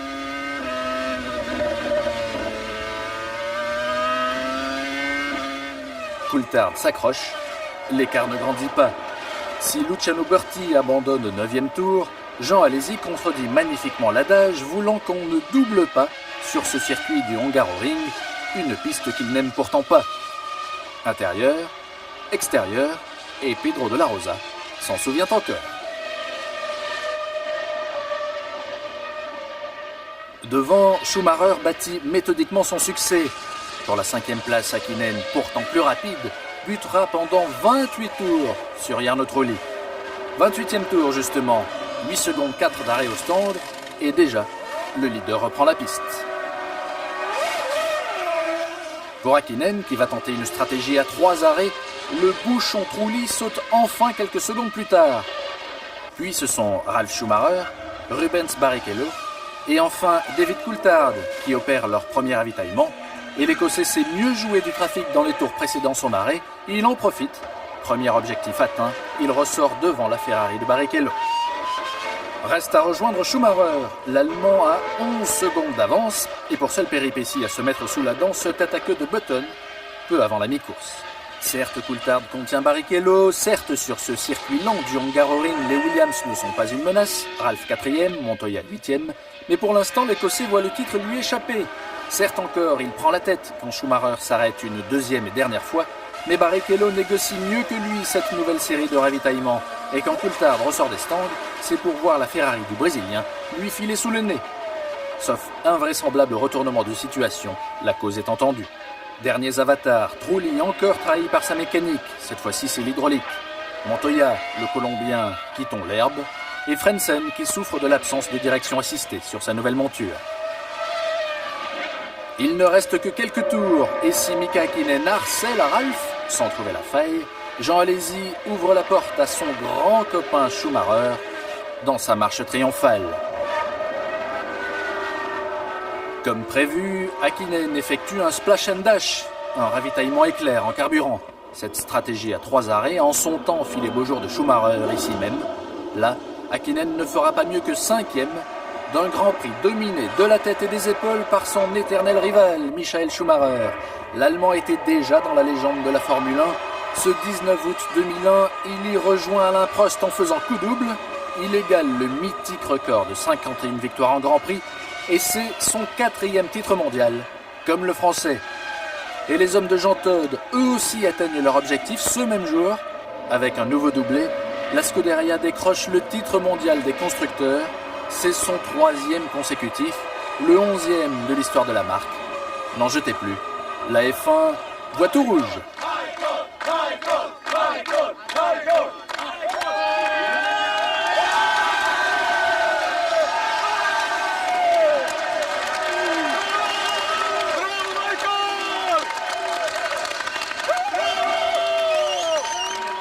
David Coulthard ne peut que reconnaître sa défaite et c'est la même punition pour les écuries adversaires de Ferrari. À elle seule, la Scuderia totalise plus de points que McLaren et Williams réunis. Les équipes britanniques ne peuvent que l'admettre. Michael Schumacher and Ferrari are the champions.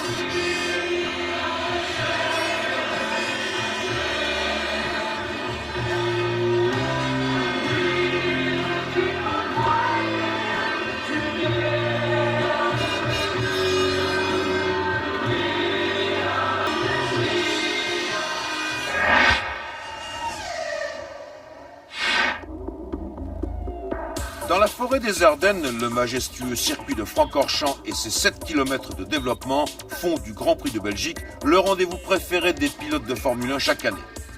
Avec une ombre au tableau, la météo capricieuse. Va-t-il pleuvoir ?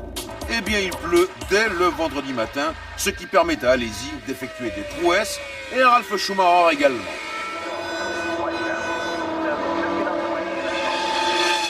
Samedi après-midi, Montoya signe la pole position. La séance qualificative a débuté sur une piste mouillée qui a séché peu à peu. Il fallait donc démarrer au tout dernier moment, ce que Frentzen a bien compris, car il signe le 4e temps, la meilleure qualification d'une Prostacer.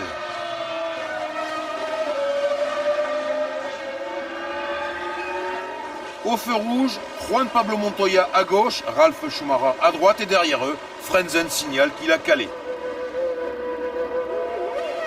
Deuxième tour de formation, et cette fois, c'est Montoya qui cale. Comme le veut le règlement, et comme Frentzen est en train de le faire, Montoya rejoint la dernière ligne de la grille. Deuxième départ, Ralf Schumacher à droite, Michael Schumacher à gauche, telle est la nouvelle première ligne. Ralf conserve l'avantage à l'épingle de la source, devant son frère, Barrichello, Fisichella, Villeneuve, Hakkinen et Coulthard. Dans la montée de Kemmel, les deux frères sont déjà détachés et au freinage des combes, la Ferrari attaque la Williams à l'extérieur. Michael Schumacher dépasse son frère. Deuxième tour, Hakkinen déborde Fisichella. Troisième tour, c'est Coulthard qui passe l'Italien. Quatrième tour, Burti attaque Irvine et c'est la catastrophe. La Prost désemparée tire tout droit dans les protections. L'impact à plus de 200 km/h est terrifiant. Chez les Bleus, c'est l'angoisse, tandis que les secours s'affairent autour de Burti, qui gît inanimé au fond de sa coque.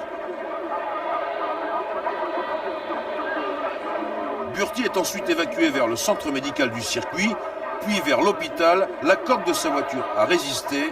Le Brésilien s'en tire avec des blessures légères. Nouvelle procédure de départ, nouveau tour de formation, sans Ralf Schumacher, qui reste sur ses cales car sa voiture n'est pas prête. Et du coup, Michael Schumacher se retrouve tout seul en pole position. Extinction des feux et la Ferrari aborde en tête l'épingle de la source, devant la Benetton Renault de Fisichella, la McLaren Mercedes d'Hakkinen et l'autre Ferrari, celle de Barrichello. Très vite, Schumacher prend de l'avance sur le groupe de chasse, alors qu'à l'arrière, Montoya renonce, moteur cassé. Au 7e tour, Hakkinen ravitaille, Schumacher le suit dans les stands au 10e tour. Fisichella est donc en tête de la course, Alesi est revenu en 6e position.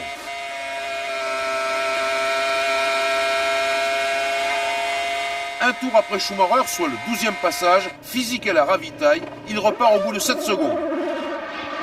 Et lorsqu'il reprend la piste, il est repassé en 2e position, à plus de 20 secondes de Schumacher.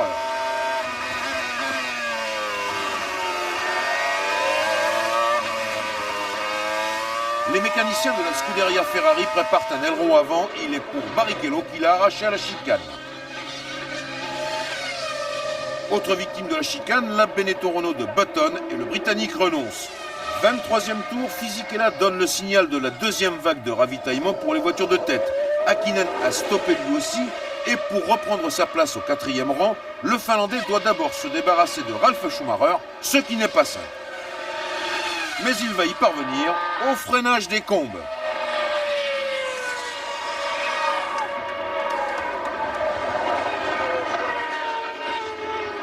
En tête, Michael Schumacher s'est construit une belle avance et malgré son ravitaillement, il conserve la première place devant Fisichella. La victoire est jouée en principe.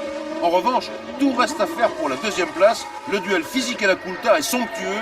La McLaren Mercedes va s'imposer à la Benetton Renault qui signe malgré tout son retour aux avant-postes.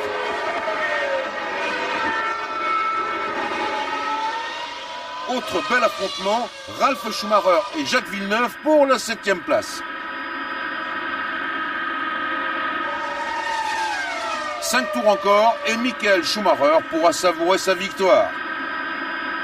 Pas de chance pour Trulli dont le moteur explose, la Jordan Honda était en 5e position. Mais sur l'autre Jordan, Alesi résiste à Ralf Schumacher et il va conquérir le point de la 6e place. Dernier tour, Michael Schumacher reçoit le drapeau à damier, 52e victoire du quadruple champion du monde. Coulthard est 2e. Fisichella, 3e. Avec 52 victoires, Michael Schumacher bat le record d'Alain Prost.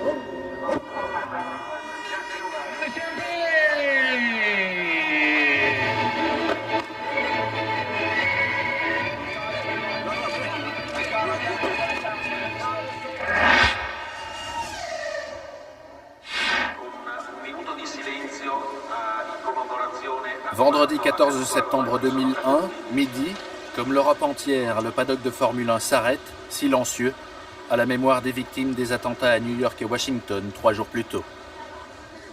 La chronique des transferts, elle, continue avec la confirmation de ce qui était devenu un secret de Polichinelle chez McLaren Mercedes. Un Finlandais chasse l'autre. Le jeune Kimi Räikkönen remplacera Mika Häkkinen en 2002, Häkkinen dont les déboires répétés ont eu raison de la motivation. Deux pilotes de 25 ans débutent en Grand Prix à Monza, Alex Young, premier représentant de la Malaisie à ce niveau chez Minardi, et chez Prost, Thomas Singueux est le premier Tchèque à rouler en F1. Dans cette ambiance morose, c'est Montoya qui signe la pole position, sa deuxième consécutive et la troisième de la saison. Il précède les deux Ferrari, Barrichello devant Schumacher, sur des machines vierges de publicité et au capot avant tout noir. Ça aussi, c'est historique.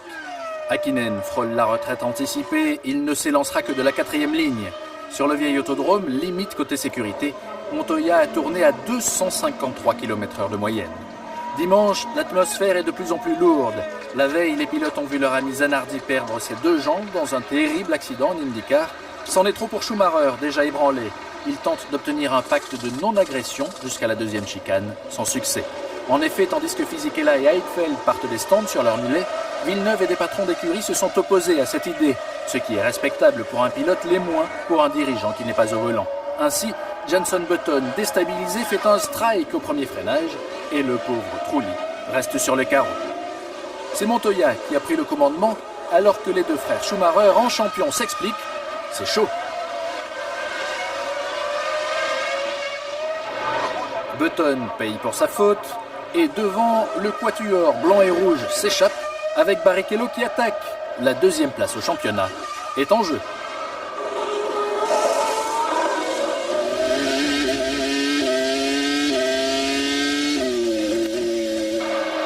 Le début de course de Jos Verstappen et celui de Kimi Räikkönen sont superbes. Les grands prix de Jenson Button, décidément, et David Coulthard s'achèvent prématurément.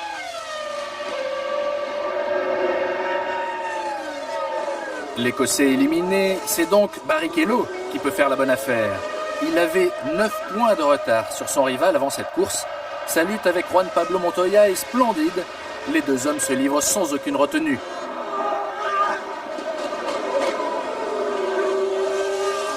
Qui plus est, Alex Young, le débutant, y ajoute encore du piment. 18e tour, arrêt de Schumacher et indication sur la stratégie des Ferrari. Elles stopperont 2 fois, mais ça se passe mal pour Barrichello. Il reste plus de 16 secondes au stand. Les deux Williams BMW sont donc confortablement en tête quand la deuxième flèche d'argent disparaît. Häkkinen est en panne de transmission.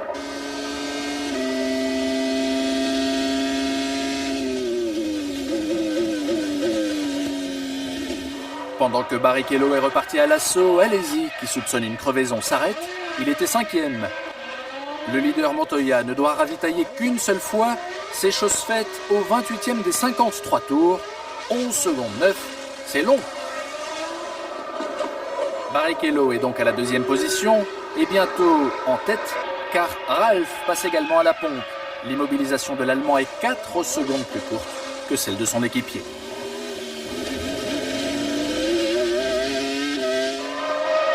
En attendant donc, le Brésilien de la Scuderia mène en Italie, devant les tifosi. Et entre les deux Sud-Américains pour la victoire et les deux Allemands pour la 3e place, la lutte à distance est intense. Finalement, le grand frère laisse filer son cadet lors de son deuxième arrêt et Montoya profite de la puissance du V10 BMW car il sait que tout se jouera au prochain pit stop de Barrichello.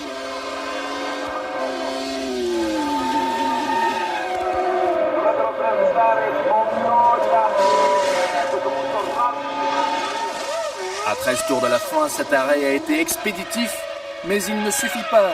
Les deux Williams sont passés. Tout est à refaire pour le Brésilien. En 5 tours, le voici revenu dans la boîte de vitesse de Ralph. L'explication à 360 km/h impose le respect.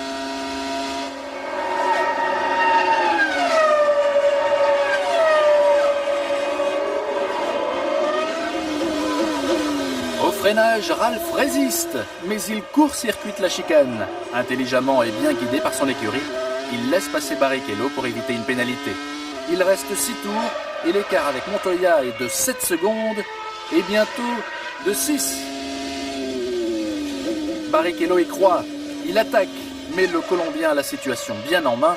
Jamais le deuxième pilote Ferrari ne rattrapera le temps perdu lors du premier ravitaillement. Barrichello a fait une course superbe, mais c'est Juan Pablo Montoya qui l'emporte, à quelques jours de son 26e anniversaire et le jour de celui de son père, qui l'accompagne sur tous les circuits. Depuis son arrivée en F1, depuis ses exploits au Brésil, la question n'était pas de savoir si le Colombien s'imposerait, mais où et quand. C'est enfin chose faite, mais vu les circonstances, ce succès sera célébré dans la retenue. Au championnat enfin, Rubens Barrichello effectue une excellente opération. Il n'est plus qu'à 3 points de David Coulthard.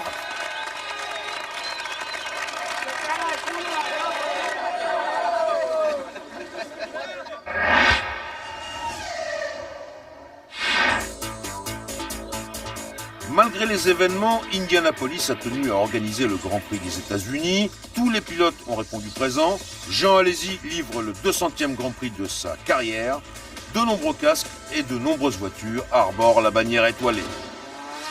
La conquête de la pole position est très disputée. Ralf Schumacher se distingue, mais son frère fait beaucoup mieux. C'est alors que Mika Häkkinen entre dans la bagarre. Il bat Michael Schumacher de 2 millièmes de seconde et celui-ci n'en croit pas ses yeux. La Ferrari reprend la piste et fixe définitivement la pole position.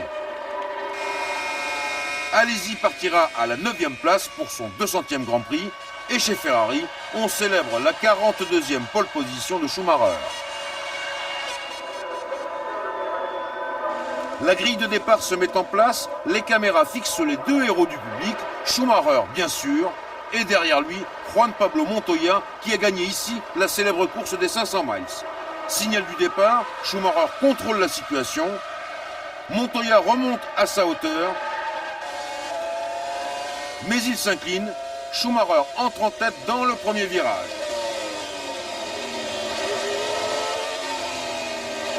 Contact entre une Sauber Petronas et une Benetton Renault, ça passe. Contact entre une Sauber Petronas et une Jordan Honda, ça ne passe pas.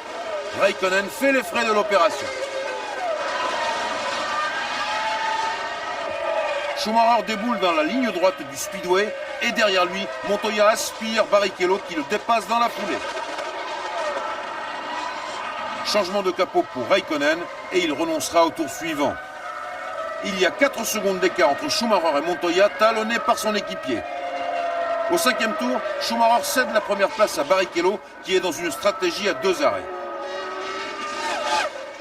Ici, les vitesses de pointe sont impressionnantes. Voici Alesi à plus de 340 km/h. Il fait une bouchée de Jenson Button. En tête de la course, rien n'est joué bien sûr, mais Montoya se rapproche de Schumacher. Barrichello est toujours en position de leader. Parmi ceux qui prévoient 2 ravitaillements, Ralf Schumacher est le premier à passer par les stands au 24e tour. Barrichello, pour sa part, stoppe 3 tours plus tard. Voilà qui laisse Michael Schumacher en tête, mais il est talonné par Montoya. Häkkinen et Coulthard naviguent en 3e et 4e position devant Barrichello. Schumacher a repris un peu de champ, mais à l'aspiration, Montoya porte une attaque imparable et prend la tête du Grand Prix pour la plus grande joie de sa famille. Aussitôt, le Colombien enfonce le clou, il signe le meilleur tour et prend une petite marge. À la mi-course, Montoya s'engouffre dans la voie des stands pour ravitailler.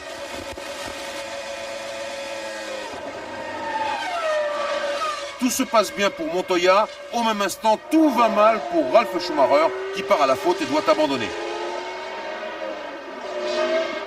Et 3 tours plus tard, 39e tour, c'est fini pour Williams BMW. Montoya renonce en panne d'hydraulique. Schumacher revient en tête et justement, il est l'heure pour lui de ravitailler.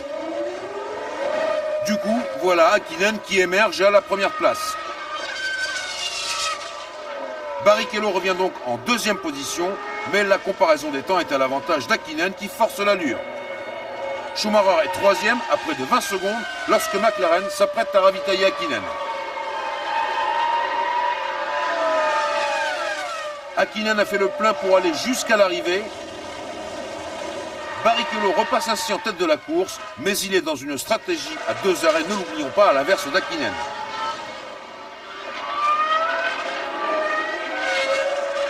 Cinquantième tour, le stand Ferrari se prépare pour le deuxième ravitaillement de Barrichello. Schumacher roule, lui, en troisième position. Arrêt de Barrichello et Häkkinen retrouve la première place.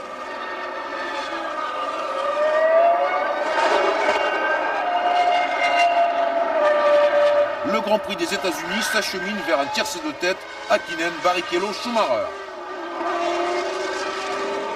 Pourtant, chez Ferrari, on est attentif et il le faut, car la machine de Barrichello donne des signes de faiblesse. Barrichello ne veut pas céder, il continue sur sa lancée, mais le 10 cylindres de la Ferrari ne répond plus à l'appel. Schumacher est passé et voilà Coulthard qui tente sa chance. Le pauvre Rubens résiste, mais il va rejoindre lui aussi la liste des abandons. Son moteur finit par serrer.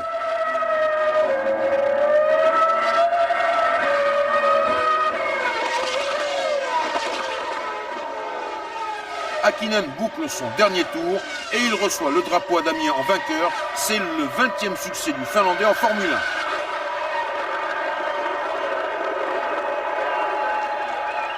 1. Trulli est quatrième, il sera disqualifié, puis rétabli dans son classement après l'appel de l'équipe Jordan. En deuxième position, Schumacher congratule Häkkinen, celui qu'il a toujours considéré comme son seul et unique rival. Coulthard est troisième. Quant à Häkkinen, on se demande pourquoi il veut prendre sa retraite.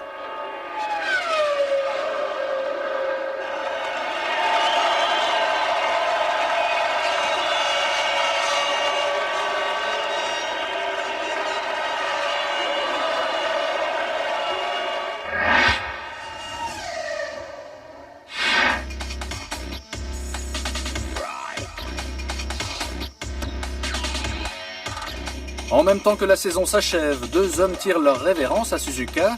Mika Häkkinen, 162 Grands Prix, officiellement en année sabbatique. Et Jean Alesi, ce 201e départ sera son dernier. Le Français a dû s'incliner devant les arguments politiques d'Eddie Jordan. Pour s'attirer les faveurs de son motoriste Honda, Jordan a engagé le Japonais Takuma Sato pour 2002. La séance de qualification ressemble à une répétition grandeur nature de la saison prochaine. Sous l'œil d'un Häkkinen qui apprécie en connaisseur, Schumacher et Montoya se livrent une bagarre de chiffonnier et c'est l'Allemand qui en sort vainqueur à 228 km/h de moyenne. Ralph et Barrichello occuperont la deuxième ligne. Le dimanche, 150 000 spectateurs ont envahi les tribunes. Pour rien au monde, les amateurs japonais ne manqueraient ce nouveau duel. Derrière son frère, Ralph semble quelque peu nerveux et nos futurs retraités sont au 3e et 6e rang. Dans 1h30, la saison sera bouclée. Alors Ferrari et Williams, déjà tournés vers 2002, testent quelques éléments nouveaux sur leur voiture. Et c'est parti pour 53 tours du seul circuit en forme de 8 de la saison, avec Schumacher qui s'occupe proprement du cas de Montoya. Ralph est 3e, devant Barrichello, et Giancarlo Fisichella confirme la montée en puissance de Renault. Il gagne une place, le voici 5e, devant Häkkinen. Rubens Barrichello est parti avec très peu de carburant, car lui et ses ingénieurs ont élaboré une curieuse stratégie de 3 ravitaillements. Il dépose ici Ralph dès la fin du premier tour. Fisichella, lui, soutient parfaitement la comparaison. Quand cette faute le fait dégringoler à la 12e position, le Romain qui dispute son dernier Grand Prix chez Benetton, avant de rejoindre Jordan. Barrichello rempilera chez Ferrari la saison prochaine, il peut toujours être vice-champion du monde cette saison. Alors, le voici à la chasse au Montoya. Un Montoya largué par Schumacher en ce début de course, l'Allemand tourne 1 à 2 secondes plus vite au tour. 6e passage, un gros accident et un miracle. À haute vitesse, c'est Kimi Räikkönen qui part à la faute, juste devant Jean Alesi. Le Français ne peut éviter la Sauber en perdition. Des débris volent, des roues traversent la piste. Heureusement, les pilotes qui suivent parviennent à les éviter. Plus de peur que de mal. En gentleman, l'expérimenté Alesi réconforte le jeune Räikkönen sonné. La carrière de Jean en F1 s'arrête là. devant ce public qui l'adore pour son style, mais aussi pour sa compagne Kumiko. Sayonara, monsieur Alesi, et merci. En tête, Schumacher relâche un instant son attention, mais il a creusé un écart si incroyable sur Montoya que le clan Michelin soupçonne Bridgestone d'avoir eu recours à une bombe miracle sur les pneus de la Ferrari. En pulvérisant une fine couche de gomme ultra tendre, ce que font les kartmen, on gagne en grippe l'espace de quelques tours. Le manufacturier japonais démentira. Ce qui est sûr, c'est qu'il ne pouvait pas perdre la face à domicile. Lancé dans son sprint, Barrichello s'est arrêté dès le 15e tour. Schumacher, le leader, limite au 18e. Montoya prend donc le commandement et l'espace d'un instant, Schumacher et Häkkinen nous font le coup de la nostalgie. Et pour le principe, le Finlandais résiste à son adversaire préféré. En observant également son premier arrêt, Montoya laisse le commandement à l'autre sociétaire de Williams BMW, Ralph, tandis que Barrichello, 6e, commence à se demander si sa stratégie portera ses fruits.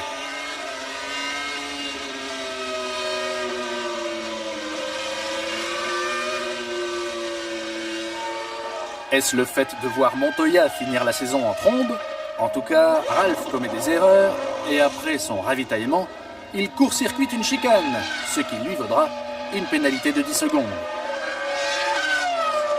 Il la purge au 29e passage, le moment choisi par Ferrari et Barrichello pour le deuxième arrêt du Brésilien. Pas content, mais alors pas content du tout, Ralph double Barrichello dès la sortie des stands en empiétant sur la bande blanche. Cette fois-ci, les commissaires ferment les yeux.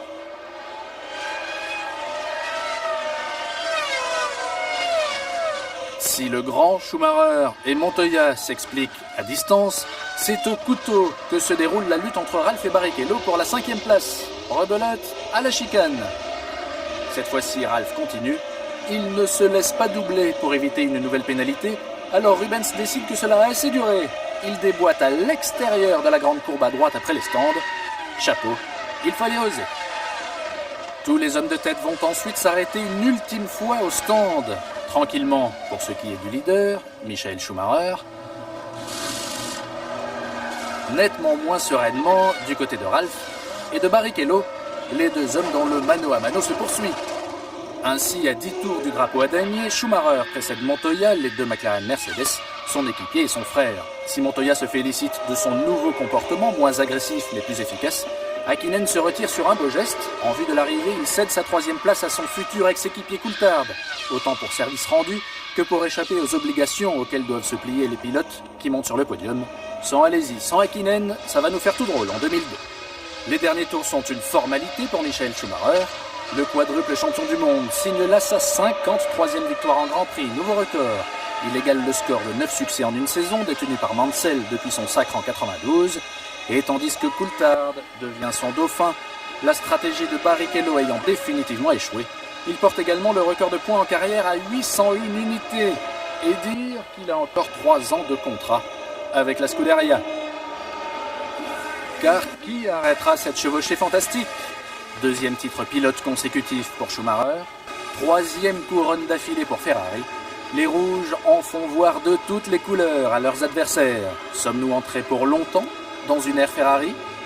Ou bien Juan Pablo Montoya et Ralf Schumacher vont-ils concrétiser les espoirs des Williams BMW?